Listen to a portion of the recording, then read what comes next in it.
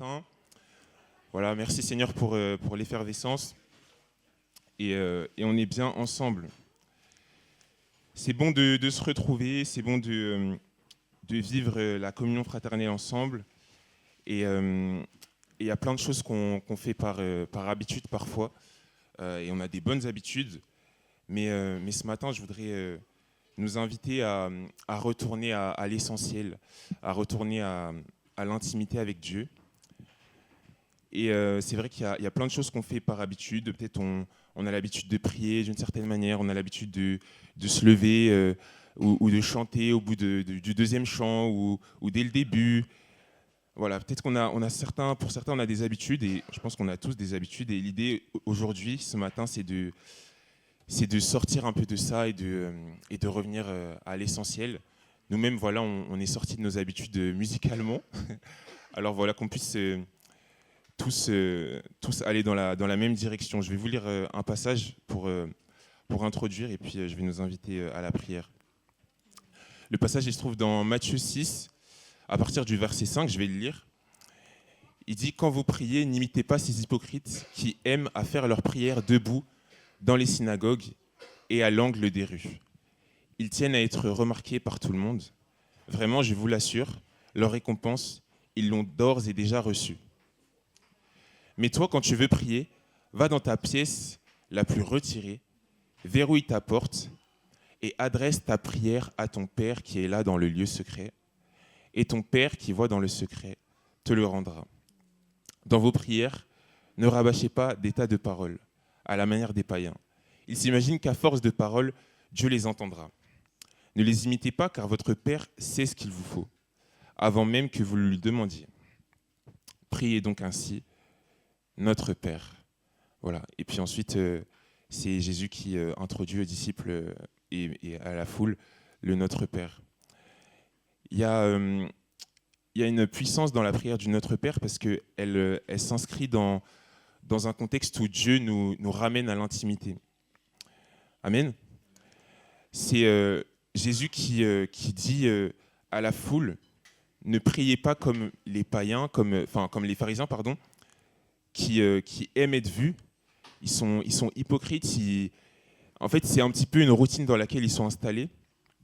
Et en fait, le Seigneur nous invite à retourner à quelque chose de simple, dépouillé de toutes sortes de choses en trop, peut-être d'artifices. Et le Seigneur, ce matin, veut qu'on puisse revenir à quelque chose de simple, à une intimité simple avec lui. Alors, simplement, je vais nous inviter à la prière, qu'on puisse exprimer à notre Père ce qu'on a sur le cœur. Voilà, sans peut-être longue phrase ou sans faire la prière de d'habitude qu'on fait à l'église.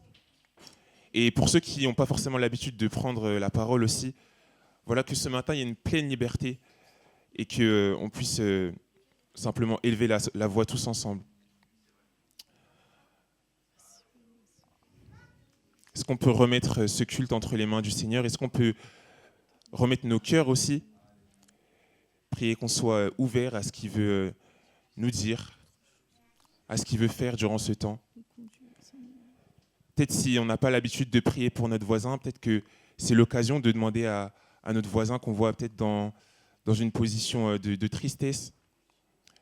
Est-ce que tu peux observer autour de toi et voir si ton frère ou ta sœur n'a pas besoin que tu pries pour lui? Voilà, que ce matin, on puisse sortir de nos habitudes. Amen. Et ensemble, nous voulons te chanter, Seigneur. Que tu es ce Père pour nous. Tu es ce Dieu que nous aimons et que nous voulons chanter ce matin. Est-ce qu'on peut se lever ensemble pour lui dire qu'il est Dieu? Un Dieu qui s'est fait notre Père. Est-ce qu'on peut chanter ensemble? Abba Père. Abba Père, je suis à toi. Abba Père, je suis à toi. Abba Père, je suis à toi.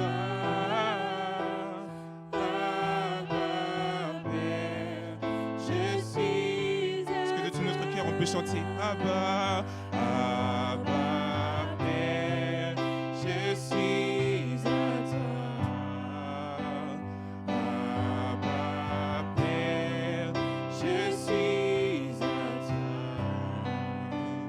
Abba, Père, je suis à toi. Abba, Père, je suis à toi. Bien avant le chant qui créa l'univers, bien avant l'esprit qui planait sur la terre, bien avant que tu me formes de la poussière. Oh, je rêvais du jour où je pourrais t'aimer. Bien avant les premiers battements de mon cœur. Bien avant que je m'éveille à ta douceur.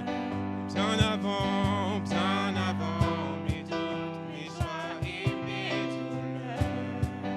Oh, tu rêvais du jour où je pourrais t'aimer. Oh, tu rêvais du jour où je pourrais t'aimer. Abba, Abba, Père, je suis à toi. Abba, Père, je suis à toi.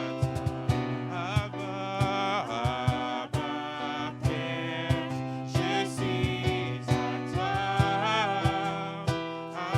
Abba, Père, je suis à toi. Bien avant que Jésus marche sur la terre. Bien avant le Fils qui nous montre le Père. Bien avant que les yeux sur moi soient ouverts. Oh, je rêvais du jour où je pourrais t'aimer. Oh, bien avant que mon péché brise ton cœur. Oh, bien avant que coule le sang et la sueur. Oh, bien avant les clous, le froid et la douleur. Oh, je rêvais du jour où je pourrais t'aimer. Je rêvais du jour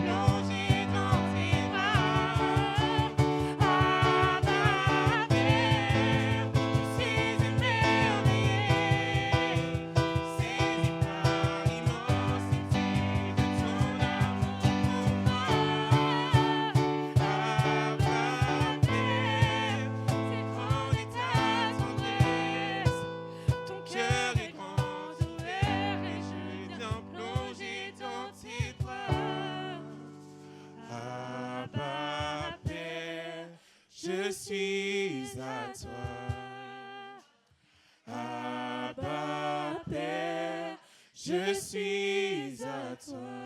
Abba, Abba, Père, je suis à toi. Abba, Père, je suis à toi.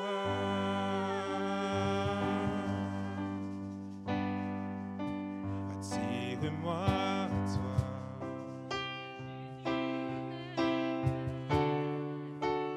Ne me laisse pas.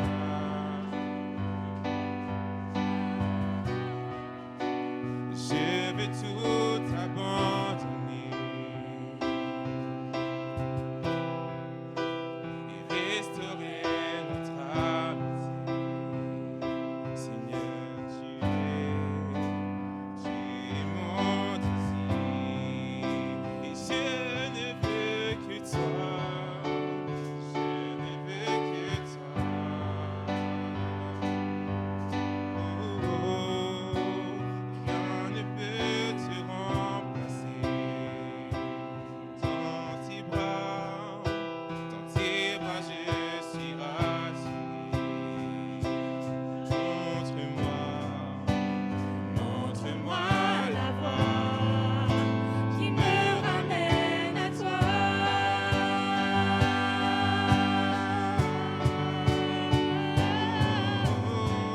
Tu es tout pour moi.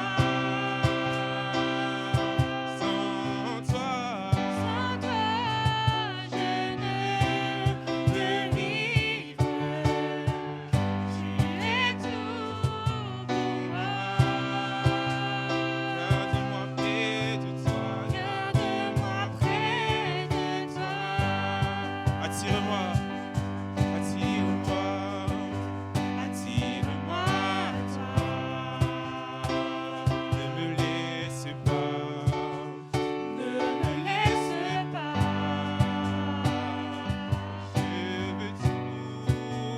Je veux tout abandonner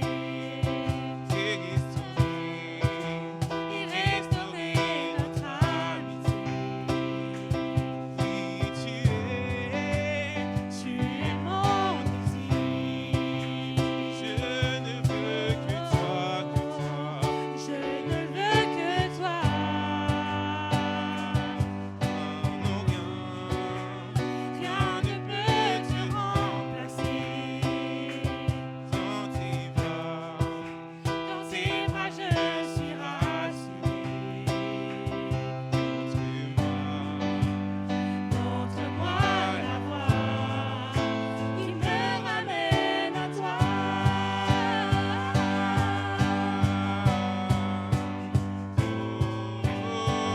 Tu es tout pour moi. Sans toi, je ne peux vivre. Jésus, tu es tout pour moi. Garde-moi près de toi. Garde-moi près de toi. Tu es tout pour moi. Sans toi,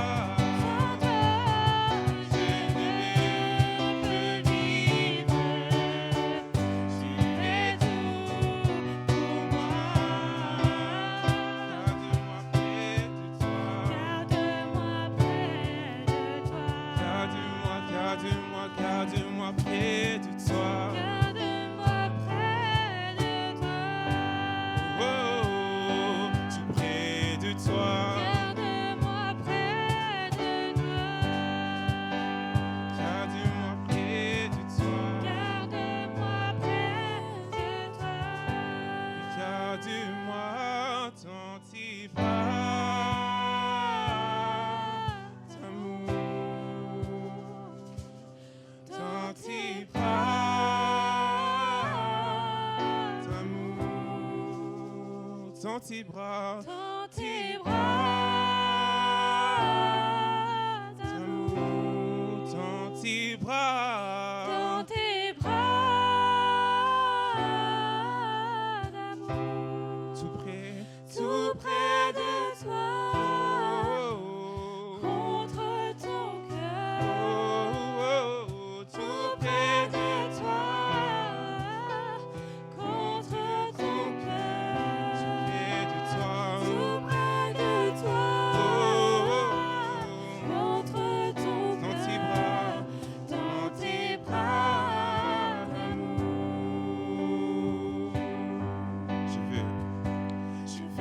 chanter un chant d'amour pour mon Sauveur,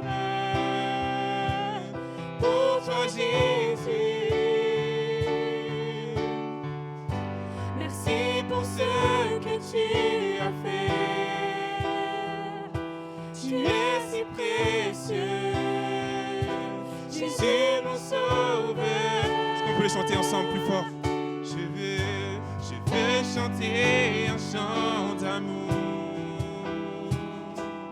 pour mon Sauveur, pour toi Jésus. Merci, merci, merci pour ce que tu as fait. Tu es si précieux, Jésus mon Sauveur. Je suis heureux, tu m'as donné ton nom. Je ne veux pas être ailleurs. Je suis heureux, tu m'as donné ton nom. Je ne veux pas être ailleurs que dans tes bras, d'amour, dans tes bras, d'amour, dans tes bras, d'amour, dans tes bras.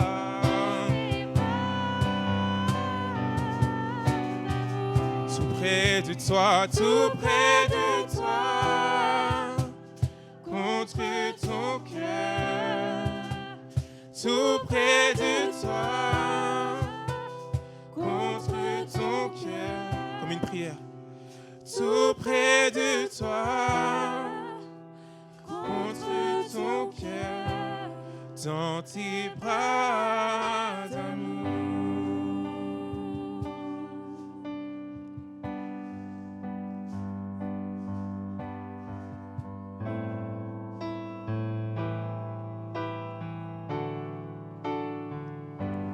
Oui, ce matin, c'est notre prière.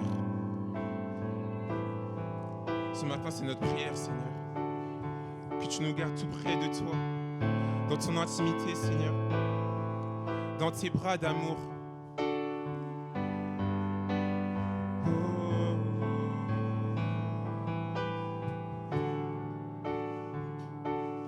Dans tes bras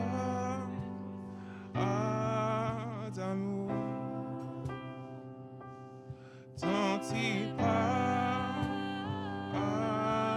d'amour, dans tes bras d'amour, dans tes bras d'amour, tout près de Contre ton cœur, tout près de toi, contre ton cœur, tout près de toi, contre ton dans tes bras d'amour.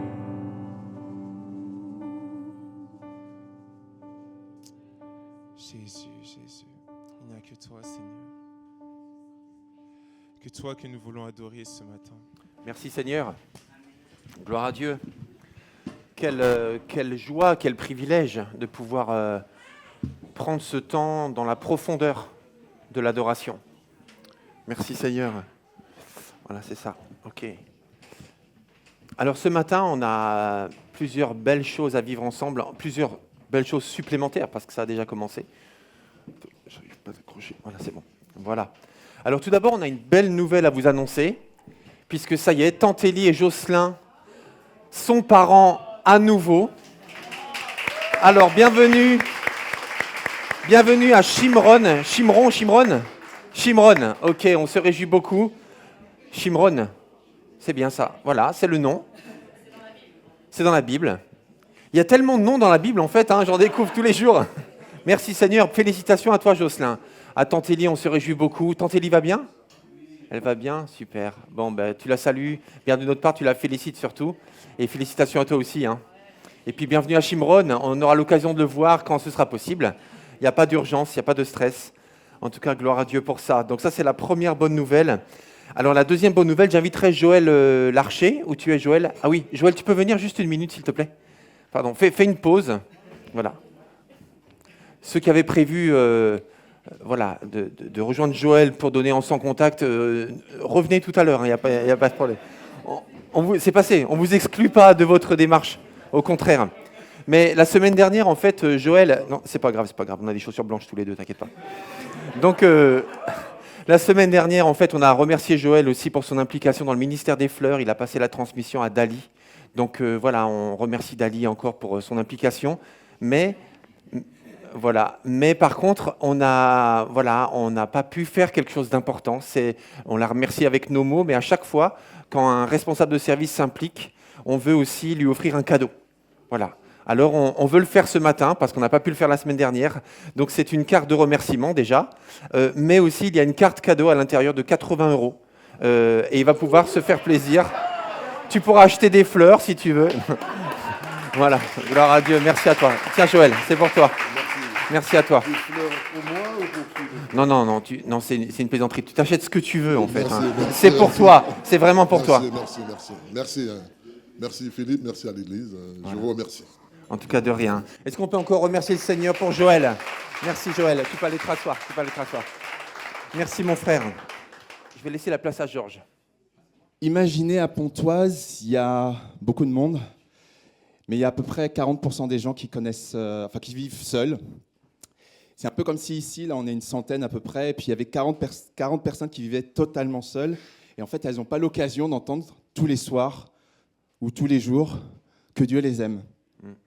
Parce qu'il n'y a pas quelqu'un pour leur dire. Il n'y a pas une famille, il n'y a pas un conjoint ou un ami ou un enfant pour leur dire que Dieu les aime. Et en fait, on a dans notre ville, là, il y a 30 000 habitants. Alors, ça peut nous paraître incroyable parce qu'on n'est que 100, en fait, hein, à peu près. Hein, grosso modo, dans l'église, on va dire on est 100 pour s'adresser à 30 000 personnes. Comment on va faire, en fait? Eh ben, moi, je pense qu'on n'est pas trop petit parce qu'on a un grand Dieu. Amen. On n'est pas trop petit, on a un grand Dieu. Et la solution qu'on vous propose, c'est d'avoir, en fait, de monter une équipe d'évangélisation. Moi, je m'attendais à ce que vous disiez « Waouh !» Ouais, wouh!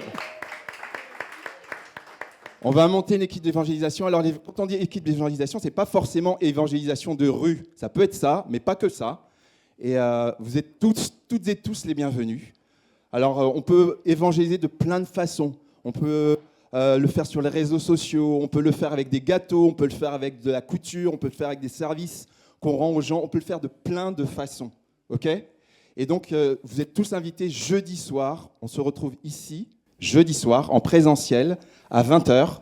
Parce que je sais qu'il y en a plusieurs qui vibrent pour témoigner, pour évangéliser, qui ne se contentent pas. Et on ne se contente pas qu'il y ait 30 000 personnes dans cette ville. Alors, il y a une partie qui croit en Dieu, qui connaissent Jésus, mais il y a une grande partie qui ne le connaissent pas. Donc, on va prier, on va écouter le Saint-Esprit, et on va s'organiser et on va monter des actions dès cet été. On va continuer certainement ce qu'on fait chaque été depuis 2 ans dans les quartiers. On va se retrouver et on va tous venir. Vous êtes tous invités. Il n'y a pas de petits, il n'y a pas de grands, il n'y a pas de j'ai la foi, je n'ai pas la foi. On connaît suffisamment Dieu, on aime suffisamment Dieu pour pouvoir le dire autour de nous. OK ? Donc jeudi soir, on se retrouve ici à 20h. Merci beaucoup, que Dieu vous bénisse. Merci beaucoup. Merci Georges. Merci à toi. Voilà, merci. Donc Georges a bien parlé de force de proposition. Ça veut dire que le but, c'est qu'ensemble, on puisse réfléchir à comment atteindre nos contemporains, à Pontoise en particulier, et environ, mais surtout à Pontoise, et comment on peut les atteindre. Et on veut réfléchir ensemble, prier ensemble, et discerner ensemble, et utiliser la créativité de tous pour le faire. Donc voilà, soyez là. C'est quel jour ? Jeudi à quelle heure ? 20h. Moi, j'y serai en tout cas, ça c'est sûr. Ok, très bien. Écoutez, les jeunes, c'est à vous. Vous avez des choses à nous dire. Hein. Vous avez vécu des choses incroyables même, je crois. Hein. Là, il faut nous raconter. En quelques mots. Ah oui. Ah, voilà. Et après, je demanderai d'ailleurs aussi à Mince, j'ai pas sur mon... La parole est comptée. Ceux qui sont prêts pour la... Venez devant aussi, s'il vous plaît. Merci. Allez-y, les amis. Christophe, bonjour Mathieu à tous. et Jean-Yves. Ouais. Non, c'était que... Oui, pour les jeunes, Ok, pour les jeunes, oui, oui. c'était ça, oui. Mais ils doivent se préparer. Oui, non, il n'y a pas de souci. Je disais, déjà, bonjour à tous. Il y a un mois à peu près, on a vécu un événement qui a rassemblé plus de environ 9000 jeunes à Wow. Clermont-Ferrand. C'était dans le zénith de Clermont-Ferrand. Donc, l'événement, il s'appelle ECHO et il est organisé par l'association Move qui organise des événements de jeunesse de 0 à 25 ans. Donc là, on vous a fait un petit vlog, une petite vidéo que merci Tévin pour ton travail, qui nous a fait, qui va résumer. Ensuite, les jeunes, ils vont partager ce qu'ils ont vécu.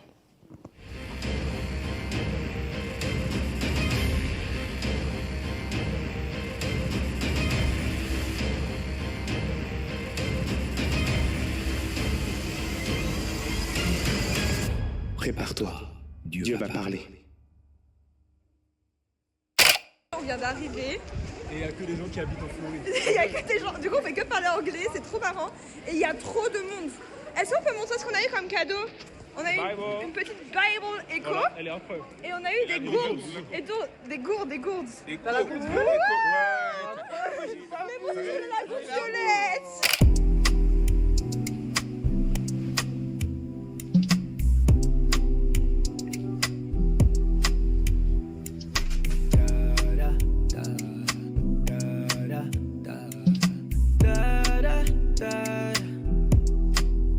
Say a bad from which part? Tell them boy we don't do no big talk. Say we soft cause we call ourselves Christian. That's a mistake, don't forget we serve a big God. Turn a whole heap of people into big side. They click tight now, we don't want no click that. Some friends we just have to keep a distance. Cause the lifestyle that they want me in a cheap one. No time for no bad man kick from.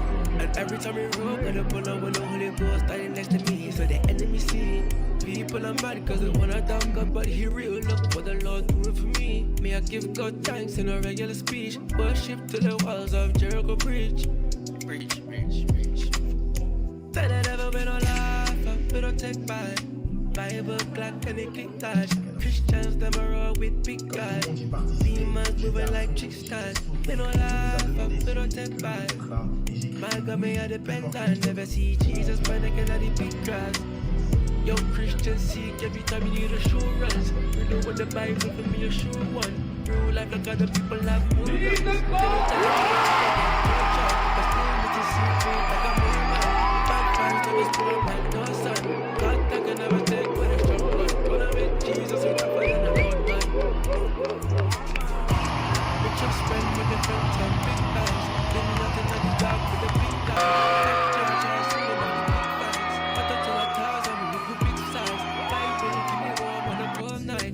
Trust in the word cause it don't lie.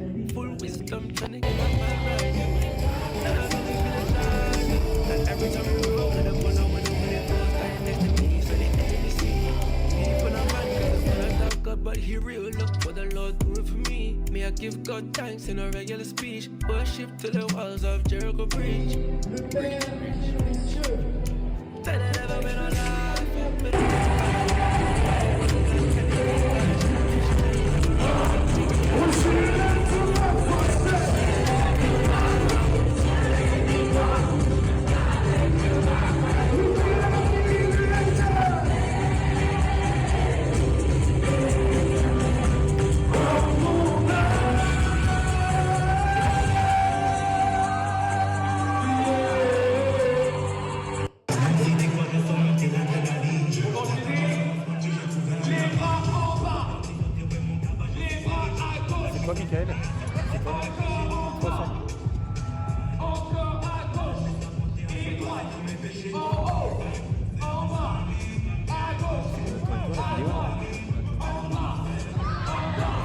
Vous allez vous rapprocher pour que tout le monde vous voit bien. Bravo! Vas-y, approchez-vous. Alors voilà, vous avez eu un aperçu de ce que les jeunes ont vécu pendant 3 jours à Clermont-Ferrand.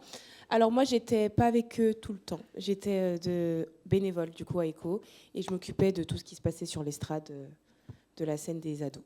Donc voilà. Bon, comme vous l'avez vu, c'était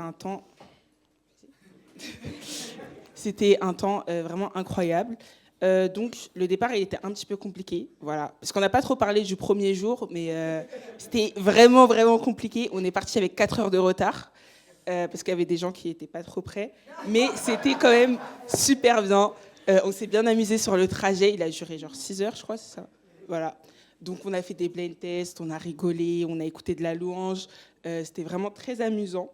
Le soir, on a pris le repas ensemble. Voilà, donc on avait 2 appartes séparés. Donc un appartement pour les filles et un appartement pour les garçons. Et le soir, on s'est retrouvés pour manger ensemble. Je dois faire la suite. Pour les autres jours, en gros, dès qu'on a commencé la première journée au Zénith, dès qu'on est arrivé, il y a un groupe du coup qui nous a accueillis et ils nous ont donné des bibles du coup avec des gourdes comme vous avez pu voir dans la vidéo. Et il y avait des personnes du monde entier, dans le sens où déjà il y avait toute la France, toutes les régions de France, et il y avait des personnes des États-Unis, de Californie, il y avait la Belgique, le Canada. Enfin, il y avait pas mal de personnes et c'était vraiment beau de voir toute la jeunesse et tout le corps de Christ finalement réuni pour son nom. Et sinon, on a commencé du coup avec la chapelle. Ils ont appelé ça la chapelle, mais du coup, c'est les zéniths. Et moi, ce que j'ai trouvé incroyable, c'est de voir à quel point le zénith de Clermont-Ferrand, il est énorme. Moi, je pensais pas que c'était plusieurs salles, dans le sens où il y a plusieurs salles annexes. Du coup, il y a le zénith en lui-même et il y a plusieurs hangars. Et comme vous avez vu aussi à l'écran, il y avait une salle où en gros il y avait 4 écrans géants sur les côtés et c'était vraiment magnifique. Et du coup, ces temps-là, il y avait de la louange, des adorations, il y avait des temps de prédication également. Et franchement, c'était incroyable. Franchement, il y a trop de trucs à dire. Mais en gros, on avait aussi une carte qui permettait de nous retrouver du coup, dans tout le Zénith de Clermont-Ferrand, parce que c'est quand même énorme. Et on était plus de 9000 à peu près, voire quasi 10 000 avec tous les bénévoles, toute l'équipe. Et aussi, les temps d'adoration, de louange, c'était incroyable, avec tous les chants qui étaient abordés. Franchement, moi, ça m'a beaucoup touché. Et quand l'événement a commencé, j'étais très ému de voir à quel point l'organisation était incroyable, était super. Et voilà, du coup, j'ai pleuré un peu. Tu m'as dit quoi? Tu veux que j'accélère, c'est ça? Ah, tu veux dire? Ok, du coup, moi, je vais parler un peu jour par jour. Ce que je voulais dire aussi, c'est qu'on avait des ateliers. Donc, au début, il y en avait 22, mais ils en ont rajouté je ne sais pas combien. Donc, ce qui était bien, c'est qu'il y avait vraiment des ateliers pour tout le monde. Il y avait des ateliers en tout genre. Il y avait des ateliers sur l'IA, sur la sexualité, sur le gaming. Enfin, il y en avait vraiment sur tout. Il y avait énormément de personnes à chaque atelier. Ce qui était bien aussi, c'est qu'ils ont fait des ateliers à la fois pour les débutants, mais aussi pour ceux qui sont plus engagés, qui ont plus l'habitude. Et c'est ça qui était bien. Personnellement, je n'ai pas pu faire tous les ateliers parce qu'il y avait vraiment beaucoup de personnes. Comment ? J'ai fait... Attendez, parce que je ne me souviens plus trop. J'ai fait sur... Attendez, j'arrive. Écouter la voix de Dieu. Donc, il était assez intéressant.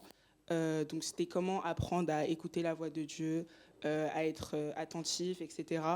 Donc, comprendre le monde spirituel. Il y avait ce genre d'atelier aussi. J'ai fait découvrir ses dons spirituels. Voilà. J'ai axé beaucoup sur le spirituel, mais il y avait vraiment en tout genre. Donc, c'était vraiment des moments de guérison, de cœur à cœur avec Dieu. Il y avait un événement aussi qui était hyper bien. C'était par exemple le 100% Saint-Esprit. C'était un événement donc, dans la salle que vous avez vue où il y a 4 écrans, où c'était que de la louange. Et c'était vraiment incroyable. Et c'était pendant ce moment où il y a eu beaucoup de personnes qui pleuraient, qui criaient. Enfin, c'était impressionnant. Et en fait, il y avait tellement de personnes qui voulaient y aller qu'il n'y avait plus de place pour les autres. Donc, il y a des gens qui ont dû aller dans la chapelle, aller dehors et tout. Mais c'était vraiment un moment extraordinaire. Après, il y a eu la scène ouverte aussi qui était vraiment bien. On ne l'a pas vue à l'écran. Mais voilà, il y a plusieurs personnes qui ont exprimé des talents. Participé, ouais. Merci. Voilà. Dont Konosko, pour ceux qui connaissent aussi. Donc ça, c'était bien. Voilà. Après, il y avait des moments de plénière, donc des moments où il y avait des prédications. Il y avait pas mal d'intervenants différents, dont Joël Vidal. Voilà. Amen. Et aussi, moi, pour rajouter par rapport aux ateliers que j'ai pu faire, j'ai fait écouter la voix de Dieu. J'avais fait aussi amour et sexualité. Et c'est vraiment bien parce que c'est vrai qu'on peut voir pas mal de tabous, que ce soit dans l'église ou même ailleurs. Et c'est important de pouvoir briser la glace et de pouvoir parler de sujets qui ne sont pas forcément parlés dans les églises et que chacun puisse justement être sensibilisé et prendre conscience des réalités et des vérités qui nous entourent, tout simplement, bibliques aussi. Hein. Et aussi, il y avait un atelier qui était, du coup, pour amour et sexualité, c'était sous forme de questions-réponses.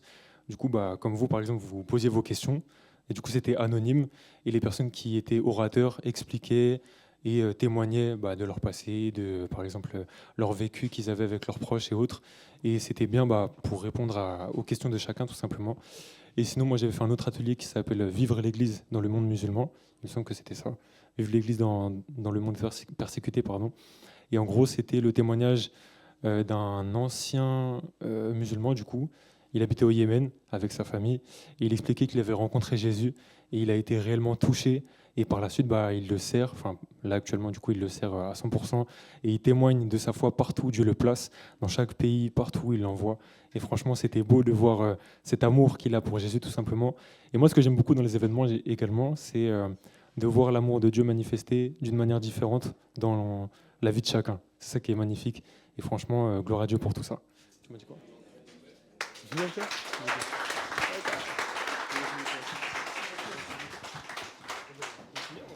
Gloire à Dieu pour ça. Incroyable quand même. Hein. Merci. Je vais inviter Mathieu, Jean-Yves et Christophe à venir nous dire la Bible.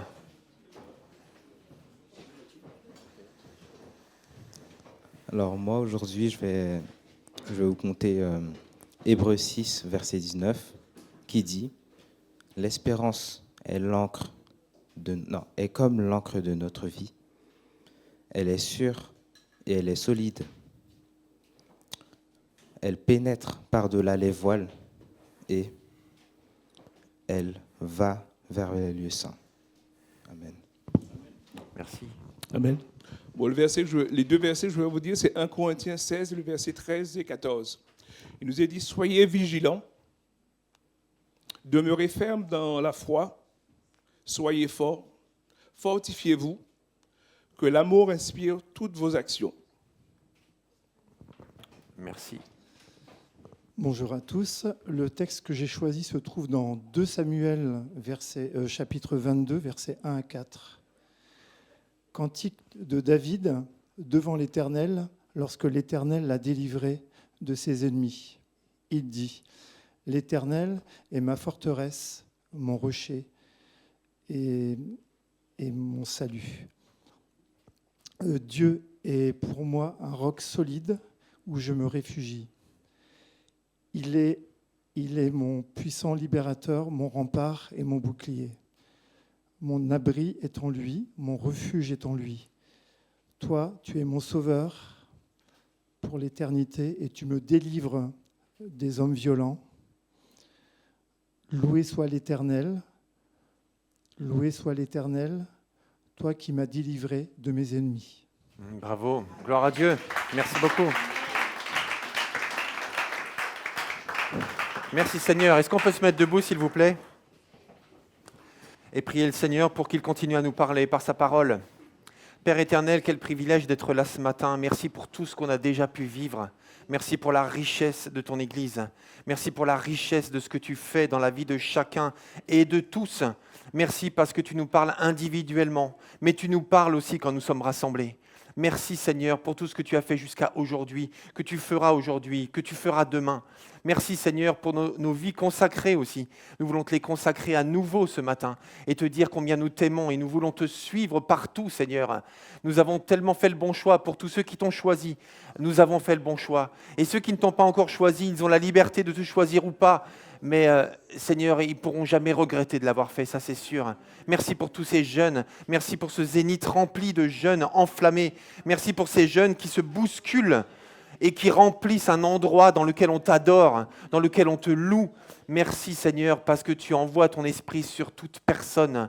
Et tu continues à le faire ce matin. Parle-nous encore par ta parole, comme tu l'as fait à travers les chants, à travers les prières, à travers les témoignages. Parle-nous ce matin par la Bible. Tu as un message pour nous aujourd'hui, pour tous ceux qui sont présents et ceux qui sont connectés sur YouTube, au nom de Jésus. Et tous ceux qui sont d'accord disent Amen. Est-ce qu'on peut rendre gloire à Dieu, s'il vous plaît ?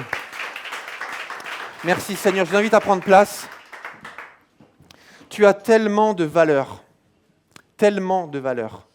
Est-ce que tu peux dire à ton voisin, en le regardant dans les yeux, et après ce sera à son tour, donc dis-le, et après écoute ce qu'il a à te dire, tu as tellement de valeur. À ton voisin, dis-lui.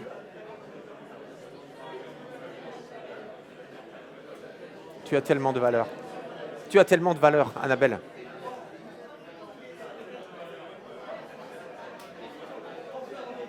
Bon, par contre, j'ai l'impression que vous dites plus que ça, là. Là, ça va, c'est trop, stop. J'ai juste demandé, chut, s'il vous plaît, j'ai juste demandé que tu dises à ton voisin, tu as tellement de valeur. Là, je pense qu'il y a eu un peu d'apocryphe, il y a du développement, là, vous avez commencé à prêcher. Non, mais juste ça, tu as tellement de valeur. Je vous invite à prendre avec moi Acte 23. Acte 23, versets 12 à 16 et 22-23. Acte 23, 12 à 16 et 22-23.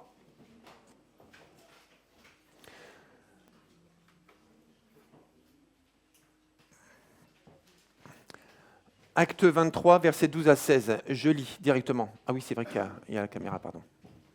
Le lendemain matin, au petit jour, les Juifs formèrent un complot.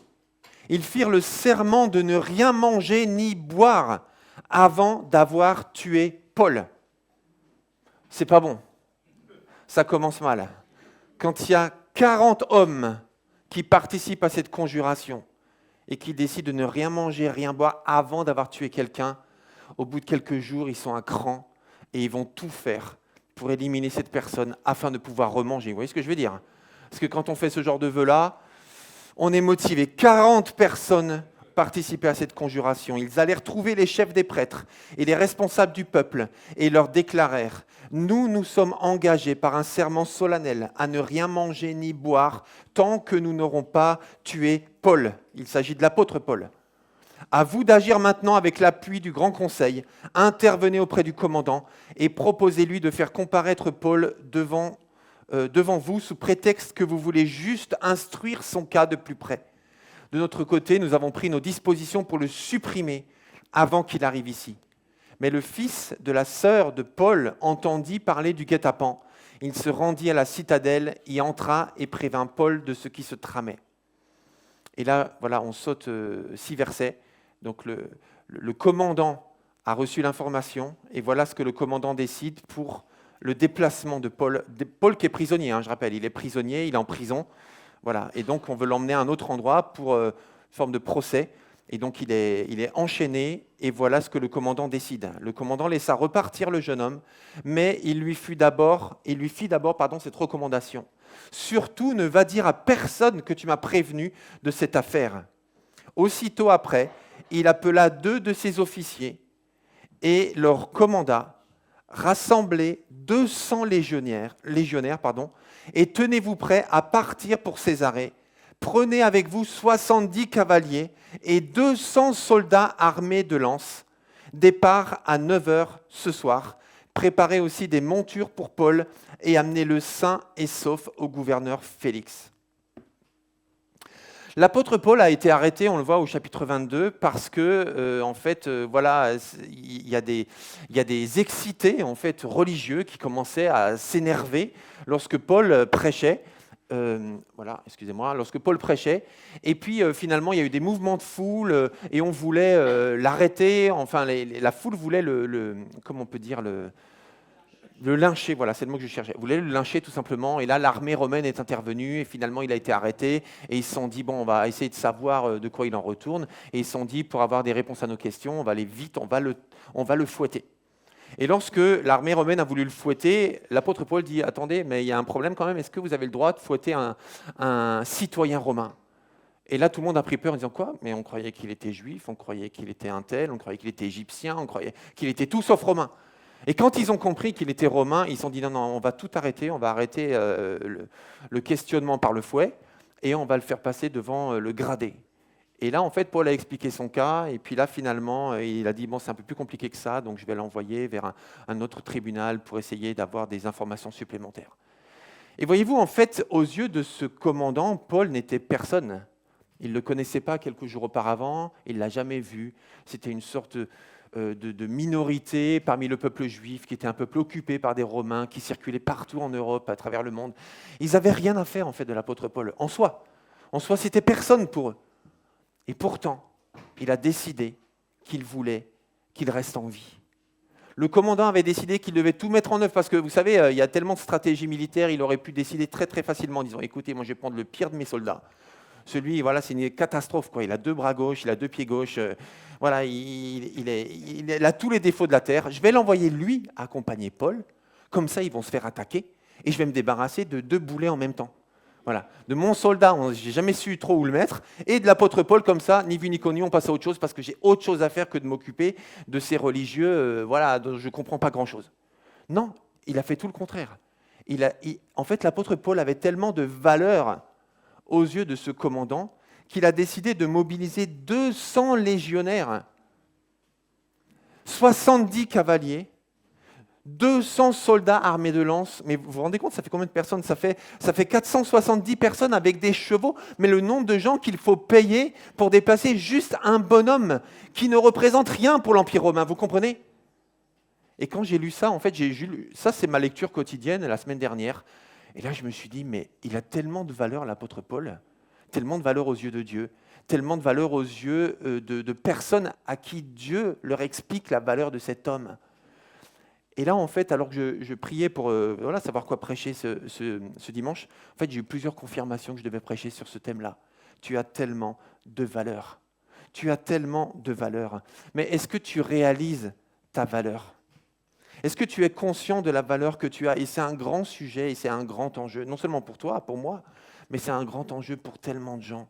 Sur les réseaux sociaux, mais il y a tellement de gens, on voit, qui souffrent en fait de leur estime d'eux-mêmes. Pourquoi en faire des tonnes ? Pourquoi se mettre tellement en avant ? Pourquoi se mettre dans les plus beaux endroits, dans les plus beaux moments, avec la plus belle tenue ? Vous savez, un jour, on était c'était à un parc d'attractions en Allemagne, un des meilleurs du monde d'ailleurs, il s'appelle Europa Park, pour ceux qui ont déjà été. Et puis en fait, on était près d'une fontaine, et là, il y a une jeune fille, je ne sais pas, elle devait avoir 15-16 ans, quelque chose comme ça, et elle faisait la tête. Elle n'était pas contente d'être là, elle en avait marre d'être là, je ne sais pas si elle s'était disputée avec ses parents ou quoi, mais en fait, on voyait qu'elle n'était pas contente, elle faisait la tête. Et là, il y a ses parents qui lui disent « Viens, on fait une photo ». Et elle ne voulait pas être sur la photo avec sa famille, on voyait, elle faisait la tête en fait. Et puis alors, à un moment donné, elle a dit juste « Non, prends mon appareil et prends-moi en photo, c'est pour mes réseaux ». Et là, elle donne son appareil et elle voulait être seule sur la photo, elle s'est mise devant la fontaine, et alors qu'elle faisait la tête, pour la photo, elle était là. Et dès que la photo était prise, elle refaisait la tête. Là, je me suis dit, mais c'est quoi ce délire en fait ? Est-ce qu'on réalise que la plupart des choses qu'on voit sur les réseaux, c'est artificiel, c'est faux en fait. Alors je ne dis pas qu'il ne faut pas être sur les réseaux, je ne dis pas qu'il ne faut pas utiliser des réseaux, Georges t'en a parlé, même pour parler de Jésus, il n'y a pas de problème, ou même pour communiquer, pour avoir des infos, même si on veut se mettre un peu en avant, lorsqu'on fait des choses, qu'on est content de les faire, il n'y a pas de problème. Mais par contre, on ne peut pas compter sur ça pour se comparer. Parce que certains se disent, mais moi je suis nul, moi je suis dans l'échec, moi je suis pas beau, parce qu'en fait je ne suis pas comme elle, je ne suis pas comme lui sur les réseaux. Mais c'est tellement artificiel ce qu'on te montre, c'est fou en fait. Et à cause de ça, il y a l'explosion de la chirurgie esthétique, y compris clandestine. Vous entendez, comme moi, dans les actualités, où il y a des gens qui ont le nez nécrosé, enfin qui ont des problèmes de santé graves, même des morts, parce que dans les appartements en région parisienne ou ailleurs, il y a des gens qui font des injections clandestines pour avoir des plus grosses fesses, plus grosses lèvres, plus gros tout ce qu'on veut, en fait. Mais c'est fou. Et tout ça parce qu'on a une mauvaise image de soi. Donc il y a tellement de gens qui ne connaissent pas leur valeur et qui se customisent pour avoir l'impression d'avoir une plus grande valeur. Tant de gens souffrent de sentiments intérieurs négatifs, se sentent nuls, ils se sentent inintéressants, se comparent aux autres. Tant de gens sont jaloux de tellement de gens. La jalousie, c'est terrible, c'est un poison terrible. Tant de gens sont habités par des sentiments d'infériorité ou de supériorité d'ailleurs. Vous savez que les deux ont le même point commun ? En fait, exactement, c'est que lorsque quelqu'un souffre d'un sentiment d'infériorité, c'est quelqu'un qui est centré sur elle, en se disant, mais en fait, moi, je ne suis pas ceci, je ne suis pas cela, je ne suis pas comme celui-là, je ne suis pas comme celle-là, je. Et celui qui souffre d'un sentiment de supériorité, c'est pareil. Je suis meilleur que lui, je suis meilleur qu'elle, je. Et en fait, dans les deux cas, les personnes ont une profonde insécurité et ont une mauvaise image d'eux. Ils ne connaissent pas leur valeur et c'est en se comparant aux autres qu'ils se sentent moins bien ou qu'ils se sentent meilleurs parce qu'ils ne connaissent pas leur valeur. Réalises-tu ta valeur? En fait, j'aimerais qu'on lise quelques paroles de Jésus parce que c'est Jésus qui dit ça. Voyez ces oiseaux qui volent dans le ciel, ils ne sèment et ils ne moissonnent pas, ils n'amassent pas de provisions dans les greniers et votre Père céleste les nourrit. N'avez-vous pas bien plus de valeur qu'eux? Plus de valeur que les oiseaux, que les animaux, même que les plus beaux animaux de la terre. Et il y en a des magnifiques sur terre, dans les airs, dans la mer, et tu as tellement plus de valeur qu'eux. D'autres paroles de Jésus. Si l'un de vous possède 100 brebis et que l'une d'elles vienne à se perdre, une seule vienne à se perdre, n'abandonnera-t-il pas les 99 autres au pâturage pour aller à la recherche de celle qui est perdue jusqu'à ce qu'il l'ait trouvée? Et quand il l'a retrouvée, avec quelle joie il charge sur ses épaules pour la ramener. Aussitôt rentré chez lui, il appelle ses amis et ses voisins et leur dit « Réjouissez-vous avec moi, car j'ai retrouvé ma brebis qui était perdue. » C'est ça la valeur que tu as aux yeux de Dieu, que j'ai aux yeux de Dieu, et que tout être humain a aux yeux de Dieu. Ça veut dire, tout à l'heure on a chanté « Tu es tout pour moi ». Tu es tout pour moi. Mais est-ce qu'on réalise que Jésus dit « Toi aussi tu es tout pour moi ». Toi aussi tu es tout pour moi. Je suis prêt à tout pour toi en fait. Et d'ailleurs, j'ai tout fait pour toi. J'ai donné ma vie pour toi. J'ai prouvé l'amour que j'ai pour toi en donnant jusqu'à mon sang et en m'abandonnant sur la croix parce que je l'ai fait pour toi. Toi aussi, tu es tout pour moi. Et c'est fou, est-ce qu'on réalise vraiment cette valeur qu'on a? Mais vous savez, cette valeur intrinsèque, intrinsèque, ça veut dire que l'on a en nous quoi qu'il arrive. Je veux dire, c'est pas lié à notre manière de nous habiller, c'est pas lié à nos études, c'est pas lié à nos finances, c'est pas lié à ce que les gens disent de nous, c'est pas lié à ce qu'on prouve, c'est pas lié à nos échecs, c'est pas lié à tout ça en fait. C'est la valeur qu'on a quoi qu'il arrive. La valeur intrinsèque. Et est-ce que tu réalises vraiment ta valeur? C'est pour ça tout à l'heure, il a fallu que quelqu'un te le dise en fait et que tu le dises à quelqu'un. Parce que Jésus a passé tant de temps à faire connaître à chacun sa valeur. Alors sur la gauche, on peut développer, je vous invite, si voilà, peut-être que vous voyez de quoi je parle, si vous ne voyez pas de quoi je parle, lisez les évangiles. Jésus, à gauche, a passé tant de temps à donner de la valeur aux Samaritains, enfin aux méprisés en fait, aux marginaux, aux rejetés, alors soit parce qu'ils avaient des problèmes physiques, des problèmes culturels, enfin problèmes soi-disant, ils n'avaient pas de problème en fait, mais juste ils étaient estimés comme des gens à problème. Voilà, ou alors c'était des femmes, ou des gens petits, ou des gens, voilà, bref, tout ce qu'on veut en fait. Quand je dis petit, tout ça, il n'y a rien de mauvais en fait dans tout ça. Mais ils étaient discriminés à cause de ça. Et Jésus les a valorisés. Mais il a passé tellement de temps. Souvent, il s'arrêtait, il considérait, il appelait, il laissait la foule de côté pour s'occuper d'une personne en particulier, pour la valoriser alors qu'elle se sentait tellement mal aimée, tellement mal considérée, tellement rejetée. Et Jésus lui donnait sa valeur, en fait. Il n'inventait pas une valeur. Il n'exagérait pas, il ne flattait pas, mais juste, il lui expliquait ce qu'elle valait. Waouh! Tu as tellement de valeur. Et Jésus a passé tellement de temps à faire connaître à chacun sa juste valeur. Et à contrario, à droite, d'ailleurs, je reste à gauche, en reparlant de ses disciples. Vous savez, parfois aussi, même ses disciples, il a pris tellement de temps pour les encourager, pour les valoriser. Et si on prend l'exemple de Matthieu, Matthieu, c'est un cas à part quand même. Hein. Le disciple, l'apôtre Matthieu, qui a écrit l'évangile de Matthieu d'ailleurs. Matthieu, c'est un cas à part parce qu'il était quand même collecteur d'impôts. Et vous savez, tous les historiens sont d'accord que stratégiquement, ce n'est pas un bon choix. C'est-à-dire que vraiment, en fait, si on veut mobiliser une communauté, on ne choisit pas un ennemi de cette communauté comme un représentant de son projet. C'est vrai ou c'est pas vrai? Franchement, on ne prend pas le gars qui est déjà de fait mal considéré, déjà de fait. Ce n'est pas lui que tu choisis pour parler de ton projet à ceux qui le détestent. Jésus l'a fait. C'est fou. Ça veut dire que Jésus a vu en lui la valeur intrinsèque. Intrinsèque, c'est celle qu'il avait Matthieu pour le Matthieu qu'il était. Parce que Jésus n'était pas tout le temps dans le calcul. Quand je dis dans le calcul, il l'était parfois parce qu'il avait une stratégie. Mais Jésus, avant tout, il agissait par son cœur et par le respect de l'autre. Et à droite, à contrario, en fait, Jésus démontait les pharisiens. Et quand je dis démonter, enfin vous savez, hein, c'était la bagarre, c'était un match, il les tolérait pas en fait. Tout simplement parce qu'ils se sentaient tellement supérieurs aux autres. Et Jésus, il a voulu les faire descendre d'un étage. Vous savez, toi, tu te crois là, toi, tu regardes les gens, tu bouges pas le petit doigt, toi, tu inventes des lois, toi, tu t'habilles avec des vêtements incroyables, toi, tu pries au coin des rues. Jésus disait aux pharisiens, mais vas-y, descends bien bas et rejoins les autres. Rejoins les autres, descends ta tour, descends ton cheval blanc et juste mets-toi à la portée des autres. Donc il élevait ceux qui se rabaissaient et il rabaissait ceux qui s'élevaient pour que tout le monde connaisse sa juste valeur. Amen.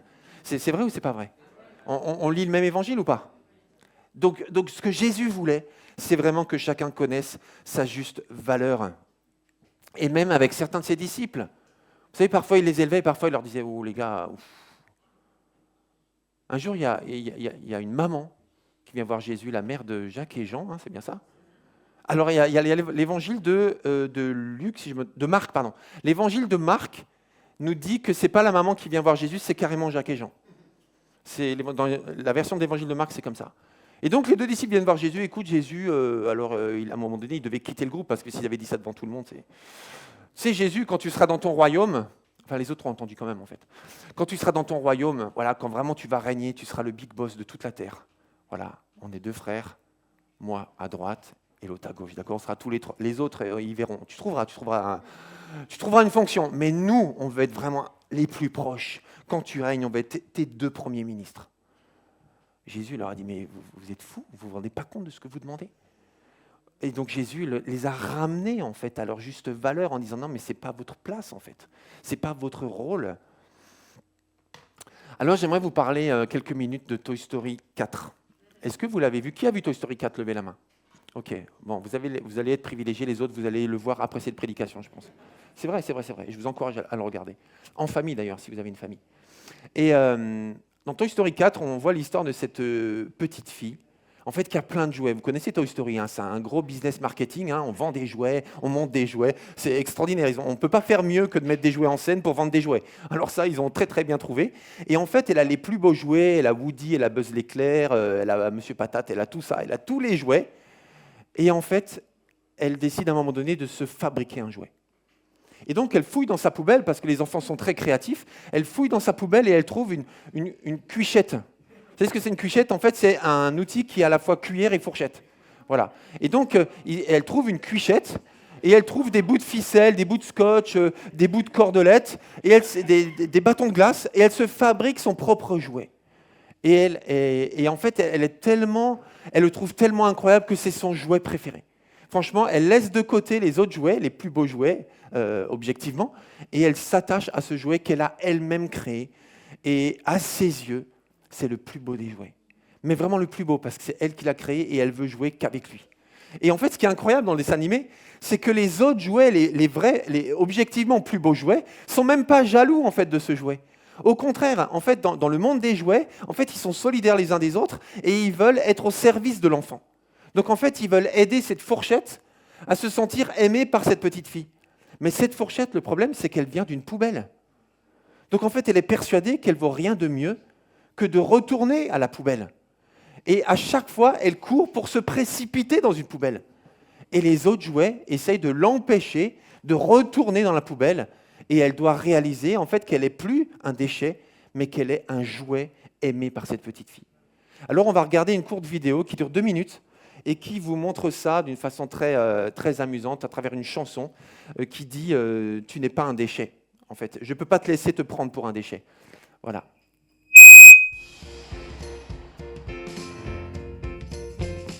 Je peux pas te laisser. Je peux pas te laisser. Je peux pas te laisser te prendre pour un déchet.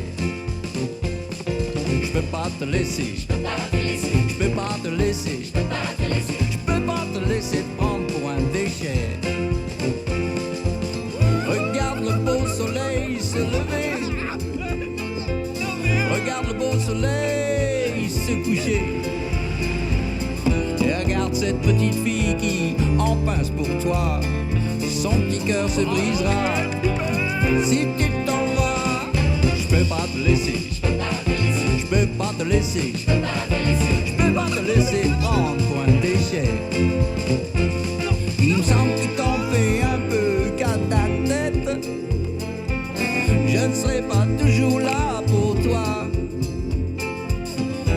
Faudra bien qu'un jour, toi, tu te prennes en charge. Mais j'ai bien l'impression que tu m'écoutes pas de toute façon. Je peux pas te laisser, je peux pas te laisser, je peux pas te laisser, je peux pas te laisser, je peux pas te laisser, voilà, pour un déchet. Je peux pas te laisser, je peux pas te laisser, je peux pas te laisser te prendre pour un déchet. Je peux pas te laisser, je peux pas te laisser, je peux pas te laisser te prendre pour un déchet.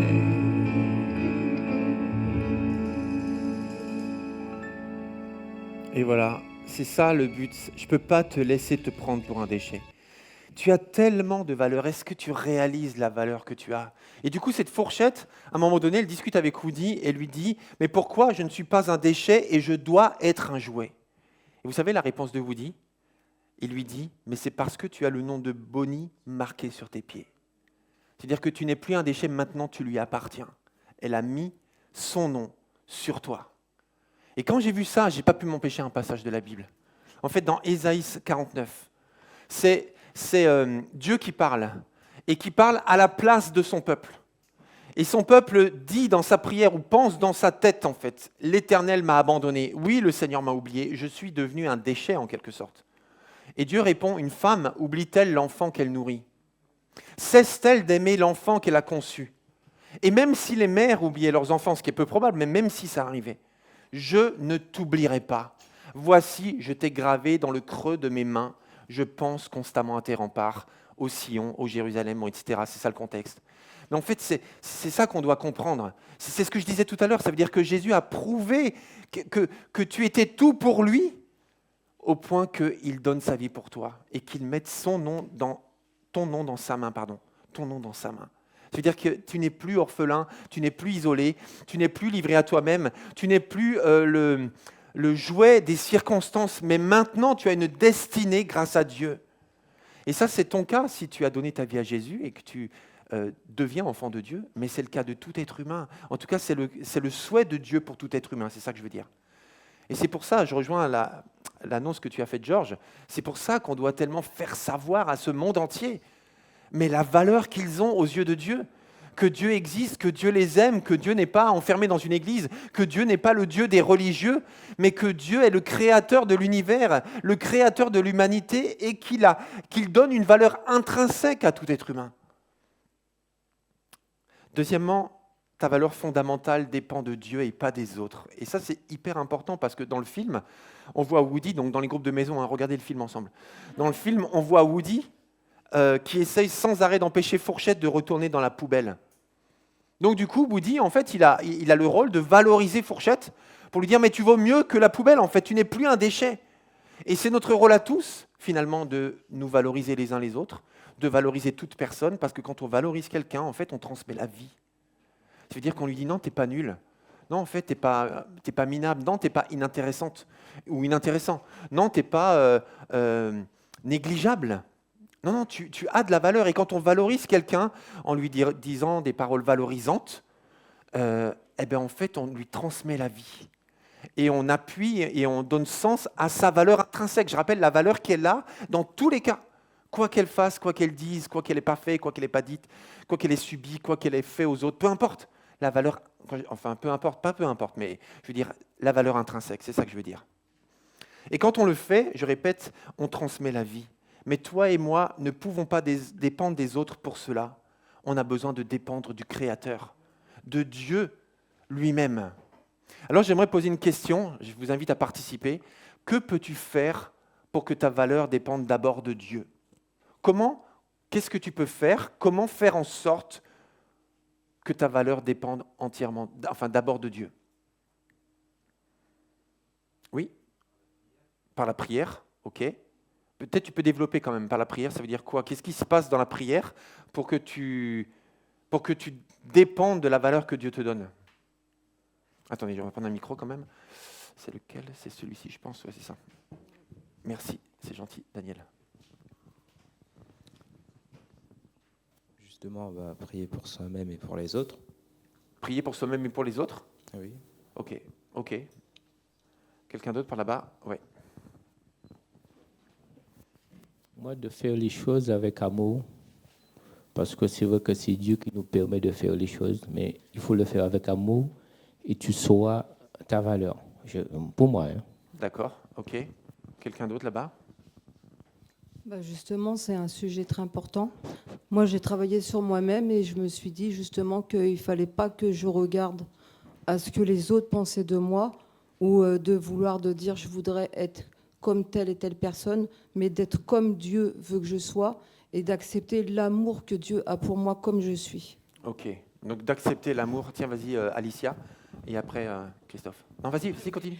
Vas-y. En lisant sa parole, je sais que Raphaël l'a dit ce matin, il a cité Jérémie 31, verset 3, « Je t'aime d'un amour éternel ». Donc constamment dans sa parole, le Seigneur nous rappelle le prix, notre valeur en gros, qu'est-ce qu'on représente pour lui et qu'il nous aime éternellement. C'est ça, donc connaître sa parole et accepter sa parole. Christophe? Savoir d'où on vient et d'avoir une relation avec Dieu, une relation personnelle avec lui. Ok, en ayant une relation personnelle. Jennifer encore, et après on va s'arrêter. Tout au fond là-bas.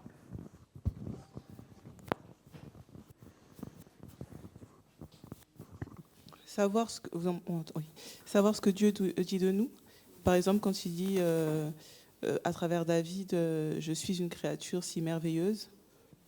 C'est ça, le savoir déjà qu'il le dit et le croire. Je suis tellement d'accord avec vous. Merci Daniel. Tu peux garder le micro d'ailleurs, comme ça, on ne sait jamais. C'est tellement vrai. En fait, comment est-ce qu'on peut d'abord connaître la valeur que Dieu nous donne si on ne sait pas ce qu'il dit de nous?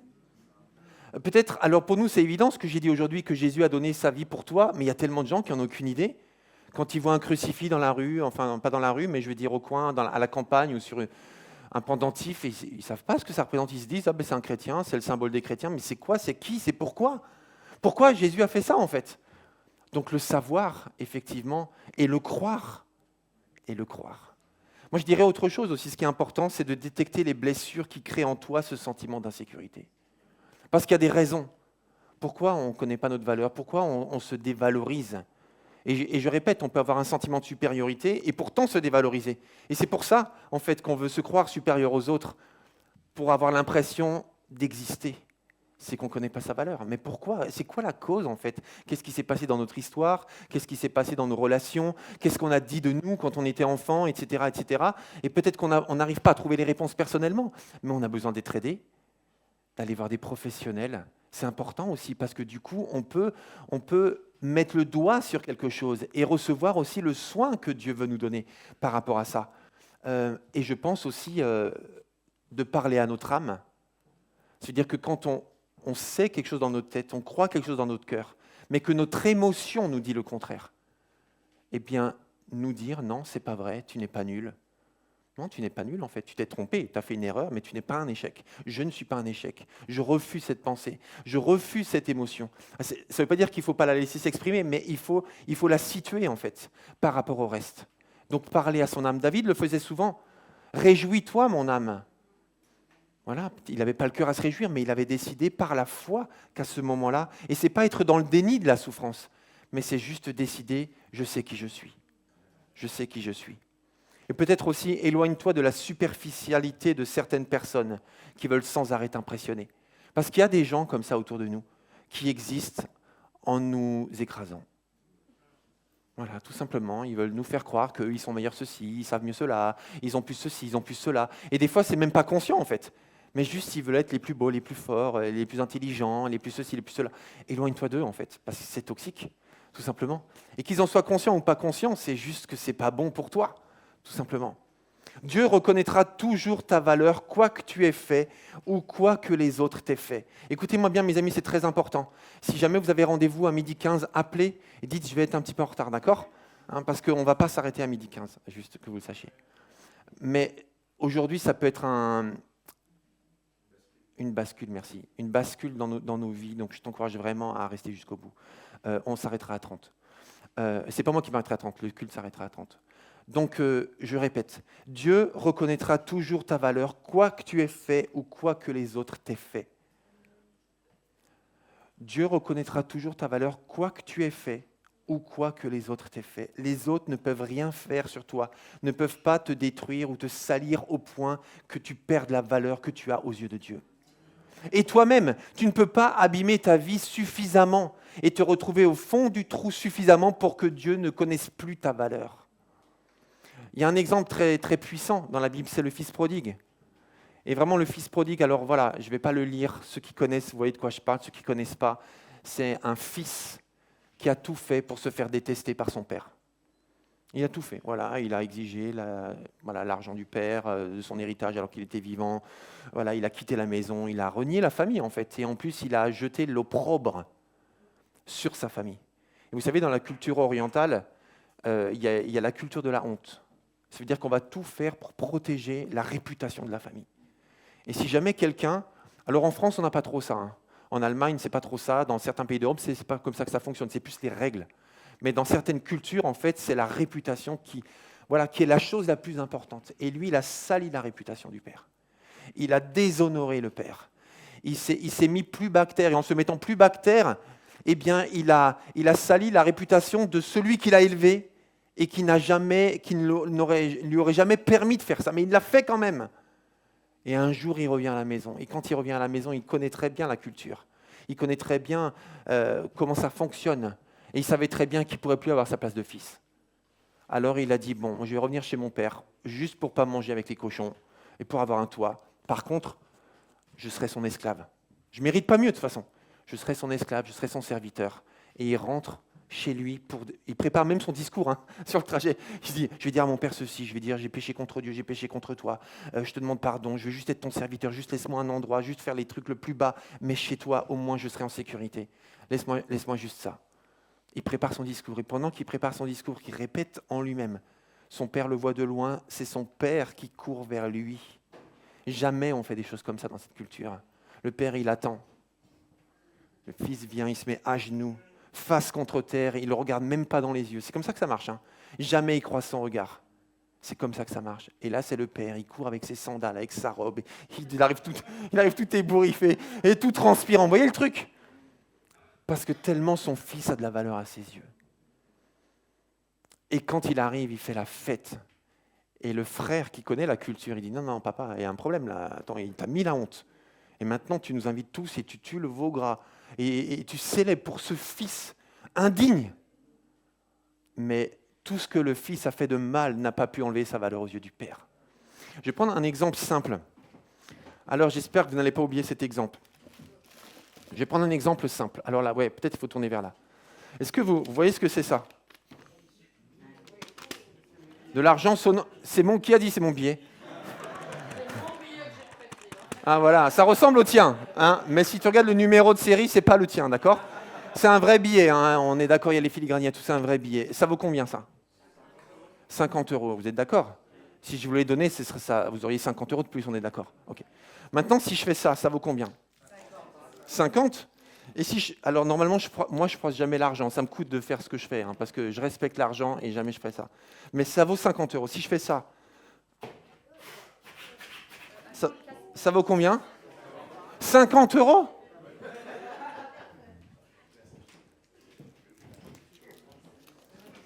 Ça vaut 50 €. Oui ? Non mais oui ou non ? Et si je le noie ? Et si je le noie, attendez, on va faire vite. Si je le noie, ça vaut combien ? Même noyé, ça vaut 50 €?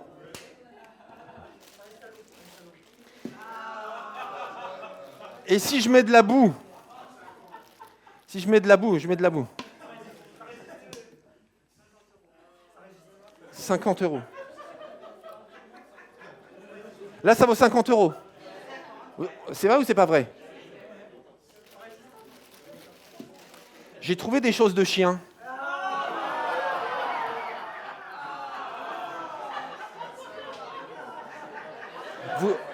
Vous devez retenir ce que s'il passe. Voilà. Et là, ça vaut combien, là ? C'est vrai ou pas ? Vous avez l'air dégoûté quand même. Mais ça vaut 50 €. Et si je mets du poison ?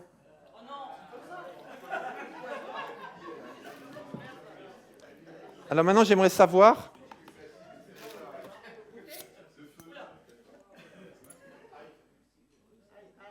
J'aimerais savoir combien vaut ce billet. 50 €? 48 alors ou 30?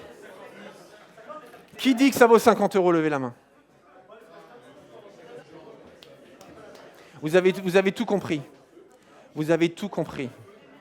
Mais, non, mais t'inquiète. C'est le billet d'Annie, t'inquiète. Écoutez-moi, s'il vous plaît. On a tous compris ça. Et on est tous d'accord avec ça. On est allé du moins grave vers le pire. Et on a tous compris ça. Est-ce qu'on comprend que pour notre vie, c'est exactement pareil? Quoi qu'on ait fait, le pire du pire du pire du pire, qui peuvent amener en prison, qui peuvent amener même à la peine de mort dans certains États des États-Unis, ça n'enlève pas la valeur qu'on a aux yeux de Dieu. Ça a des conséquences. Et il faut payer les conséquences. Mais ça n'enlève pas la valeur qu'on a aux yeux de Dieu. Et écoutez-moi bien, même le pire du pire du pire que quelqu'un a pu subir de la part de quelqu'un d'autre. Parce que là, je parlais d'être auteur du pire. Mais le pire du pire que quelqu'un a pu subir de quelqu'un d'autre. Parce que vous savez comment ça fonctionne, les génocides, l'esclavage, le trafic humain. On déshumanise les gens, on les déshumanise pour leur faire accepter qu'ils ne valent rien. Et quand on fait accepter à quelqu'un qu'il ne vaut rien, on peut faire ce qu'on veut avec lui ou avec elle. Et on peut même le justifier auprès de n'importe qui, qu'on peut lui faire ça, parce qu'il ne vaut rien, elle ne vaut rien, parce qu'elle est moins que rien, c'est même pas un humain, c'est rien en fait. Donc tout le monde peut lui faire n'importe quoi. Eh bien, même si quelqu'un t'a fait le pire du pire du pire du pire, ta valeur est toujours la même. Et c'est ça le sujet d'aujourd'hui. C'est pour ça que je me suis investi dans le projet, et je me suis même demandé, est-ce que tu vas aussi loin? Jésus était prêt à utiliser des images choquantes pour que jamais on oublie le message de fond, quoi que tu aies fait ou quoi que tu aies dit. Et je termine, la dernière partie, elle est courte. Ton présent et ton avenir peuvent être tout différents si tu réalises ce qui se passe aujourd'hui. Si tu prends conscience de ta valeur, ton avenir peut être tout différent. Ta trajectoire peut changer si tu réalises la valeur que tu as. Et dans la Bible, on a beaucoup d'exemples. Mais avant ça, en fait, je suis juste en train de t'annoncer que quand tu prends conscience que ta valeur intrinsèque, je répète ta valeur, quoi qu'il arrive, ta valeur à toi, si tu réalises ta valeur à toi, ça a des conséquences exceptionnelles parce que tu n'es pas obligé de vivre comme une personne rejetée alors que tu es accepté. Tu n'es pas obligé de continuer à vivre comme une personne rejetée si tu sais que tu es accepté.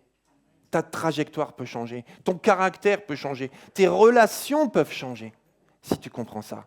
Tu n'es pas obligé de vivre comme une personne inutile alors que tu es essentiel. Si tu comprends ça, tu prends conscience de ça, ta direction va changer. Tu n'es pas obligé de vivre comme une personne incapable alors que Dieu a mis des trésors en toi. Si tu prends conscience de ça, ta trajectoire va changer, tes études vont changer, ton métier va changer, même tes finances vont changer si tu comprends ta valeur. Je ne sais pas si on réalise les conséquences que ça a, si on réalise la valeur intrinsèque qu'on a. Il y a tellement d'élèves dans les classes qui se comportent mal parce qu'ils ont l'impression qu'ils ne valent rien en fait. Et c'est pour ça qu'ils se comportent mal. Ça ne justifie pas.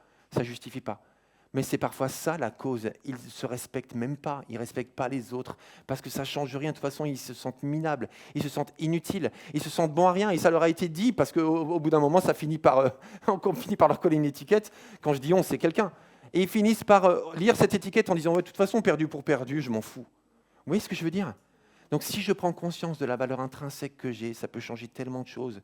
Tu n'es plus obligé de vivre comme une victime alors que tu es l'acteur de ta vie. Tu n'es pas obligé de vivre comme un orphelin abandonné alors que Dieu t'appelle son fils ou sa fille. Et quand on prend conscience de ça, c'est pour ça que je dis, ça peut tout changer. Il y a des choix que tu ne feras pas, il y a des décisions que tu ne prendras pas parce que tu connais ta valeur et que tu te respectes. Et quand tu auras l'opportunité de faire quelque chose, tu ne voudras pas salir ta vie. Tu ne voudras pas détériorer ton âme parce que tu vaux mieux que ça. Tu n'accepteras pas certaines relations toxiques parce que tu sais ce que tu vaux. Tu n'accepteras pas qu'on dise des choses de toi ou qu'on te maltraite, même à ton travail. Peut-être que c'est le cas, parce que tu sais que tu n'es pas un minable. Tu sais que tu n'es pas une minable. Et je m'adresse ici, mais aussi à ceux sur YouTube. Parce que c'est vrai pour tout être humain. Quand tu connais ta valeur, tu mets des limites. Tu me mets des limites à toi, parce que tu ne te fourvoieras pas dans des choses, tu ne consommeras pas, tu ne regarderas pas, tu ne te saliras pas, parce que tu sais ce que tu vaux. Alors, suite à la rencontre avec Jésus, plusieurs personnes ont complètement changé de trajectoire. Il y en a une qui me vient en tête, mais encore une fois, je ne développe pas. C'est la femme au bord du puits, la Samaritaine. En fait, voilà, sa trajectoire a changé à partir de ce jour-là. Et on a des tas d'exemples dans la Bible. Et Daniel, je me permets de te citer parce que tu as prié pour ça tout à l'heure. Tu as dit, quand je prends conscience, Seigneur, que si tu n'avais pas été dans ma vie, mais ma vie aurait été tellement différente. Qui peut dire la même chose? Je pense qu'on est plusieurs à dire la même chose. On est plusieurs à dire la même chose. Moi, je lève la main et je termine juste, avant de prier, par une chose à laquelle j'ai pensé cette semaine, justement, parce que moi, je m'estimais minable, nul, insignifiant quand j'étais ado, quand j'étais enfant. Mais vraiment, je veux dire, je me sentais inutile, moins que rien, mal aimé, tout ça. Bon, bref, voilà, c'est une vieille histoire, je peux en parler simplement, hein, je veux pas attendre qui que ce soit. C'est une vieille histoire, justement. Mais quand j'étais enfant, je me sentais tellement inutile, insignifiant, voilà, invisible même, dans ma famille, dans ma classe, etc. Et donc, je voulais me rendre intéressant, tout ça, bon, comme beaucoup d'enfants, tout ça. Mais toujours est-il que plusieurs fois, je me suis dit, en fait, moi, j'aimerais bien mourir et être à mon enterrement et voir qui c'est qui pleure. Ah, il y en a d'autres qui ont pensé ça, j'ai l'impression. Hein. Mais vraiment, et ça a duré des années. Je me suis dit, en fait, j'aimerais mourir. Mais c'est pas vraiment que je veux que ça s'arrête, parce que j'aimerais quand même être heureux un jour, si c'est possible. Mais j'aimerais juste voir qui pleure. Parce que j'ai tellement l'impression que j'intéresse personne, qu'en fait, il n'y a personne qui va pleurer. Ça se trouve, personne ne viendra. Voilà. Comme ça, il y a quelqu'un qui viendra comme ça. On va me mettre dedans, on va refermer, et puis, OK. Et je voulais juste savoir qui viendra, qui pleurera. Est-ce que j'intéresse quelqu'un? Est-ce que je manquerai à quelqu'un? Et vous savez, c'est triste quand même quand on y pense. J'avais 8 ans, quoi. Quand on pense à ça, c'est fou. C'était bien avant le collège. Mais en fait, quand je pense à la valeur que j'ai découverte en Jésus-Christ, et ce n'est pas un coup de baguette magique, hein, parce que ça a pris du temps de la reconstruction, mais quand j'ai découvert que oui, j'étais aimé par plein de gens, mais je ne le voyais pas parce que je me sentais et j'étais pas aimé par d'autres gens. Et du coup, je n'étais pas en capacité de comprendre ma valeur parce que je me sentais tout le temps dénigré par certaines personnes.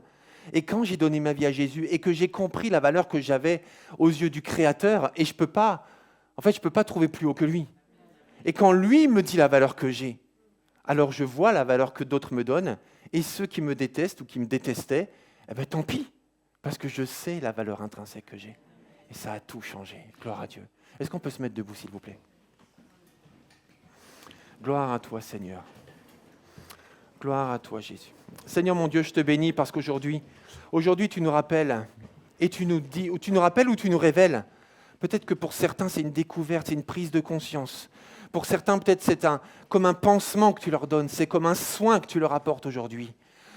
Ils avaient peut-être tellement besoin dans leur contexte d'aujourd'hui, ou peut-être que tu mets en lumière des choses qui ouvrent des perspectives. Seigneur, je sais que c'est ce que tu voulais dire ce matin. Tu voulais nous dire à nous, tu voulais le dire sur Internet, parce que tant de gens, tant de chrétiens ou de non-chrétiens souffrent avec la quête de leurs propres valeurs.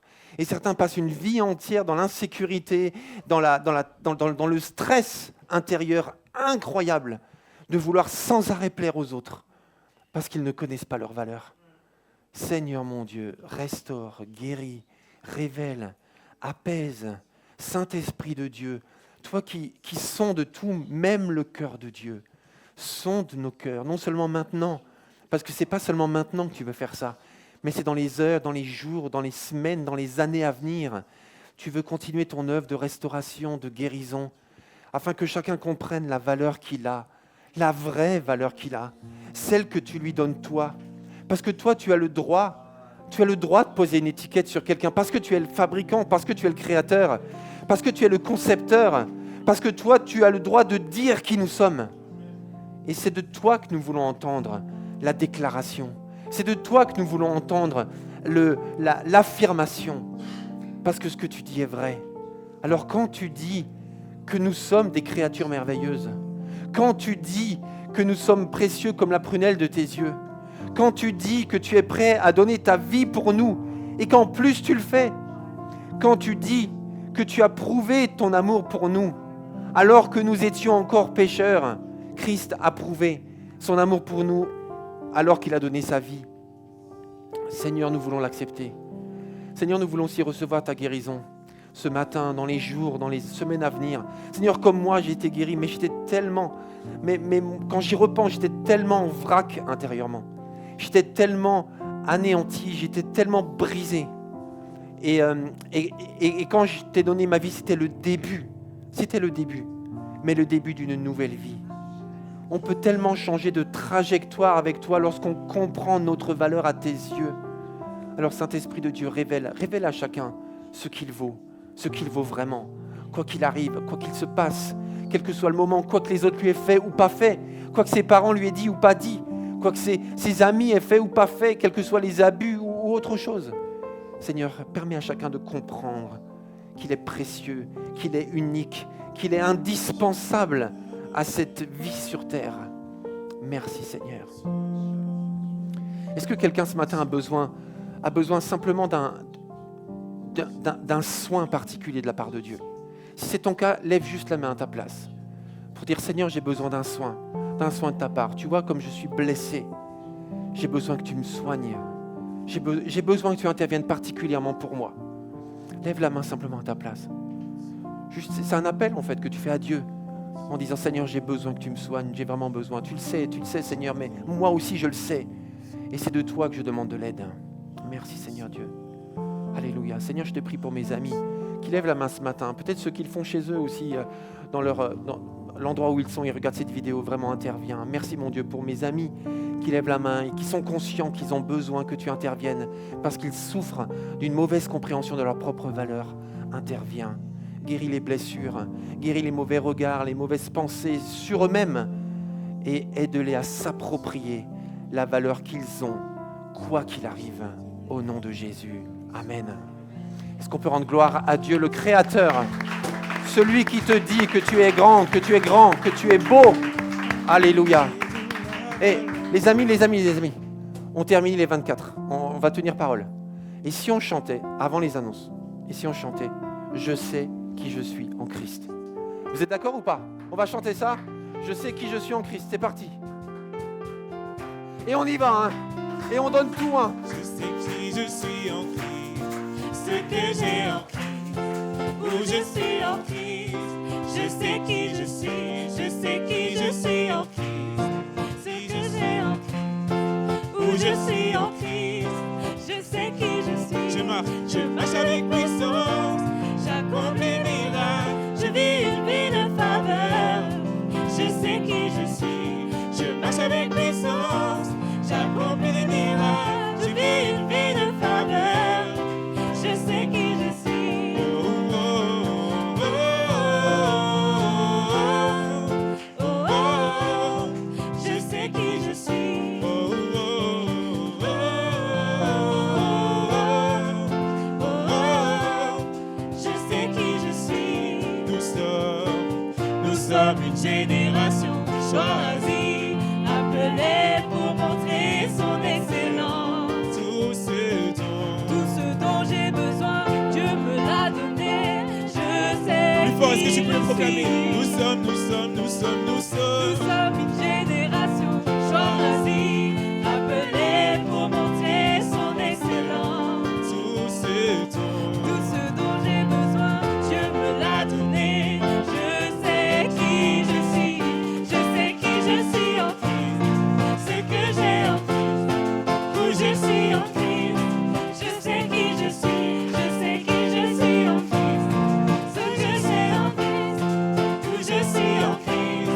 Je sais qui je suis, je marche avec puissance, j'accomplis des miracles, je vis une vie de faveur. Je sais qui je suis, je marche avec puissance, j'accomplis des miracles, je vis une vie de faveur.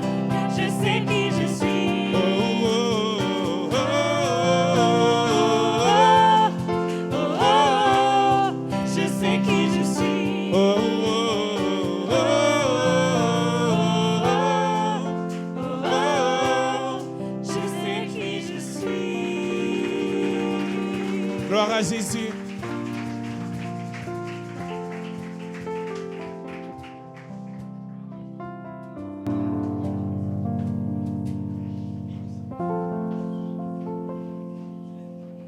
Annie, il est encore temps de récupérer ton billet. Hein.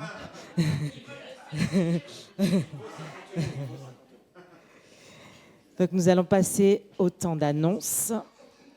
Georges, est-ce que tu pourras juste te préparer à côté, s'il te plaît? Ça sera fait. Donc du coup, nous allons commencer notre semaine, non pas par le barbecue, ça sera un peu compliqué, par notre temps de réunion de prière mardi, merci, à 20h30. Vendredi, nous aurons notre temps de formation de disciples. La thématique sera jeûner et témoigner. Samedi à 16h, donc les responsables de jeunes, vous pouvez confirmer, le groupe de jeunes ados. Et dimanche à 10h30, nous aurons notre temps de culte suivi de notre temps de jeûne et prière. Oui, en fait, le temps de jeûne et prière, alors juste 2 jours avant, on a donc le parcours disciple auquel vous êtes tous invités, jeûner et prier, c'est ça, hein? Voilà, et témoigner, jeûner et témoigner, donc c'est cohérent. Et puis tout à l'heure, je vous ai parlé de jeudi, on a le groupe d'évangélisation. C'est à quelle heure? C'est à 20h, donc ce jeudi. Donc on parle du jeûne pendant toute la semaine et on va pratiquer le jeûne. Donc on est tous invités à jeûner et à prier. Il se passe des choses incroyables. Il y a des choses que Dieu fait que dans le jeûne. Il le dit d'ailleurs. Il y a des choses que Dieu ne fait que dans le jeûne et dans la prière et on est tous capables de sauter au moins un repas. Ça vous est déjà arrivé de manger 1 heure plus tard ou 2 heures plus tard? C'est possible. Ce n'est pas insurmontable. C'est possible de jeûner, de retirer un repas juste pour avoir le temps de prier. Et ce qu'on va faire, c'est pour ça que je prends la parole, c'est merci Jocelyn pour ta proposition. On l'a retenu en équipe pastorale, c'est important. Voilà. En fait, le jeûne et prière, d'habitude, on le faisait à 13h30. C'était 1 heure après la fin du culte. Et c'était un peu long. Il y avait des gens qui partaient parce qu'ils trouvaient qu'1 heure, c'est trop long. Donc, ce qu'on a décidé, c'est de raccourcir le temps et de commencer à 13h. D'accord? Donc ça fait une demi-heure de pause, on a le temps de se saluer, machin, etc. Et puis sinon, on s'appelle dans la semaine, c'est pas grave. Mais on va prendre 1h30 vraiment pour prier pour le développement de l'Église et le projet immobilier. Donc c'est important, parce que c'est lié aussi à notre évangélisation dans Pontoise. Vous voyez que tout est lié, en fait.